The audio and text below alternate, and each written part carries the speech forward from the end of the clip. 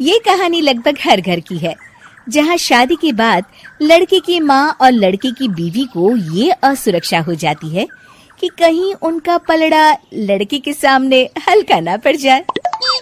ऐसे में चालाक बहू सास को कैसे देती है जवाब, चलिए देखते हैं इस कहानी में।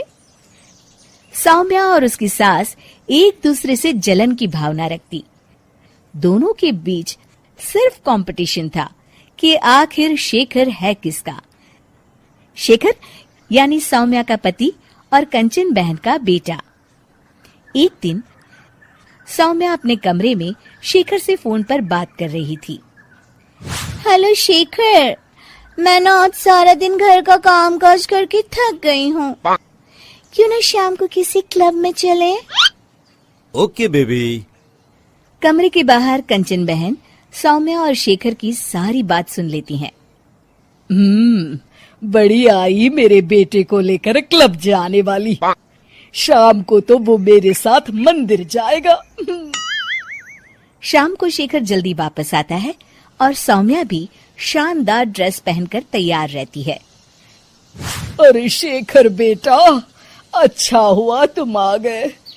बेटा लगता है मेरी कमर में लचक पड़ गई है। हाय मैं तो मर गई। अरे माँ, क्या हुआ? मेरी तो सौम्या से बात हुई थी, उसने तो मुझे कुछ भी नहीं बताया। तभी शॉर्ट चमकीली ड्रेस में फुल मेकअप में सौम्या वहां आ जाती है। सौम्या, तुमने ये क्या हाल बना रखा है? माँ की कमर लचक गई है। जल्दी चलो, हमें माँ को डॉक्टर के पास ले जाना है। लेकिन माँ अभी कुछ देर पहले तो ठीक थी। हाँ, मैं तो नखरे कर रही हूँ ना। नहीं माँ, सौम्या का ये कहने का मतलब नहीं था। चलो, हम अभी डॉक्टर के पास चलेंगे। सौम्या परेशान सी माँ की तरफ देखती है। शेखर माँ को पकड़कर कार की तरफ ले जाता है कि तभी कंचन सौम्या की ओर देखकर आंख मारती है। कंचन सौम्या की तरफ शरारती हंसी हंसते हुए कहती है, सौम्या बेटा, जरा खाने में कुछ चटपटा बना लेना। मैं शेखर के साथ डॉक्टर के बाद मंदिर जाऊंगी और हमें आने में देर हो जाएगी। शेखर और कंचन जैसे ही कार में बैठने जाते हैं, सौम्या वहां आ जाती है। शेखर, मुझे ना माँ की बहुत चिंता हो रही है। क्यों ना मैं भी आपके साथ चलूं? खाना मैं घर आकर बना लूंगी। वाह सौम्या, तुम कितनी अच्छी हो। तुम्हें माँ का कितना ख्याल है। सौम्या कंचन की ओर देखते हुए, आखिर तुम्हारी माँ मेरी माँ भी तो है। अरे नहीं सौम्या बेटा, तुम परेशान ना हो। अरे माँ नहीं, सौम्या भी आपके ठीक होने तक परेशान ही रहेगी और उसका मन भी काम में नहीं लगेगा। चलो सौम्या, तुम भी साथ चलो। सौम्या पार्टी की ड्रेस में ही शेखर के साथ कार के सामने सीट पर सवार हो जाती है। कंचन रास्ते में कहती है, अरे शेखर, ये तो किसी चमत्कार से कम नहीं। क्या हुआ माँ? बेटा, मेरे कमर की लचक तो मानो गायब ही हो गई। सौम्या तो समझ चुकी होती है, लेकिन वो शेखर के सामने अनजान बन जाती है। माँ, ये तो सच किसी चमत्कार से कम नहीं। आपको तो ईश्वर का शुक्रगुजार होना चाहिए। शेखर, चलो हम माँ को सिविल लाइंस के हनुमान मंदिर ले जाते हैं। और देखिए ना, आज मंगलवार भी है।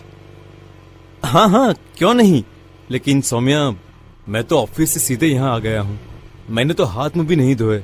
मैं मंदिर कैसे जाऊंगा? कोई बात नहीं शेखर, मैं और माँ भगवान का शुक्रिया अदा कराएंगी। चलो अच्छा ही है, ये मेरे साथ रहेगी और मैं मंदिर के भी दर्शन कर लूंगी। रही बात शेखर की, तो अच्छा ही है। अगर वो मेरे साथ नहीं तो इस सौम्या की बच्ची के साथ भी नहीं रहेगा। मंदिर के बाहर काफी भीड़ देखकर कंचन और भी खुश हो जाती है। दर्शन करने में कम से कम 2-3 घंटे तो लग ही जाएंगे। माँ, यहाँ पर तो काफी भीड़ है, यहाँ काफी वक्त लगेगा। चलो यहाँ कल आ जाएंगे। नहीं बेटा, मैं यहाँ से हनुमान जी का शुक्रिया अदा किए बिना नहीं जाऊंगी। वैसे भी मेरा आज सारा दिन का उपवास है, दर्शन करके ही मैं कुछ खाऊंगी बेटा। ये कहकर कंचन कार से उतर जाती है और सौम्या से कहती है, चलो सौम्या, दर्शन कर आए। माँ, मैं तो आपको बताना ही भूल गई, मैं ऐसे कपड़ों में मंदिर कैसे जा सकती हूँ? अरे सौम्या, मैंने तो ध्यान ही नहीं दिया। ये कपड़े तो काफी छोटे हैं, मंदिर में पहनकर जाना ठीक नहीं रहेगा। और बिना दर्शन किए माँ कुछ खाएगी नहीं। अब क्या करें? अरे करना क्या है, माँ दर्शन कर ले, हम यही कार में माँ का इंतजार करेंगे। माँ, आप मंदिर में दर्शन करें, तब तक मैं और सौम्या पास के होटल से कुछ खाकर आते हैं। और हाँ, आपके लिए भी पैक करवा लेंगे। फिर क्या था, निराश चेहरा लिए कंचन मंदिर चली जाती है। सीख, चालाकी उतनी ही अच्छी है जिससे किसी को नुकसान ना पहुंचे, वरना कभी कभी ज्यादा चालाकी